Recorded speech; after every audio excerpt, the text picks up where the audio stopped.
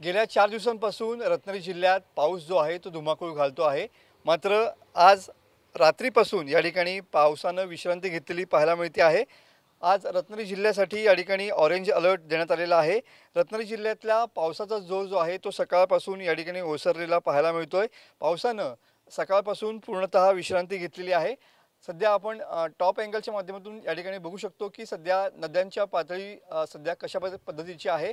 सध्या सगळ्याच जिल्ह्यातल्या ज्या प्रमुख नद्या आहेत त्या दुथडी भरून या ठिकाणी वाहताना पाहायला मिळत आहेत।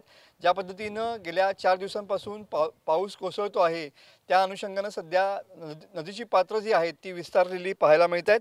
गेल्या 24 तासांचा विचार केला तर सर्व जिल्ह्यामध्ये 68 मिलीमीटर एवढ्या पावसाची नोंद झालेली पाहायला मिळते। चिपळूणमध्ये सर्वाधिक म्हणजे 122 मिलीमीटर पावसाची नोंद झालेली आहे। तर संगमेश्वर, गुहागर आणि खेड या 3 तालुक्यामध्ये 90 मिलीमीटरपेक्षा जास्त पावसाची नोंद झालेली पाहायला मिळते। आज जिल्ह्यासाठी ऑरेंज अलर्ट असणार आहे। कालच्या धुवाधार पावसाच्या बॅटिंगनंतर आज सकाळपासून अनेक ठिकाणी कडकडीत ऊन देखील पाहायला मिळत आहे। सध्या ऊन पावसाचा खेळ हा जिल्ह्यामध्ये पाहायला मिळतोय। तर आज जिल्ह्यासाठी ऑरेंज अलर्ट या ठिकाणी असणार आहे। त्यामुळे सलग 4 दिवस कोसळणाऱ्या पावसानंतर आज सकाळपासूनच या ठिकाणी जिल्ह्यामध्ये पावसानं विश्रांती घेतलेली पाहायला मिळते। कॅमेरामन समित गजनेसह मी मनोज लेले, TV9 मराठी, रत्नागिरी।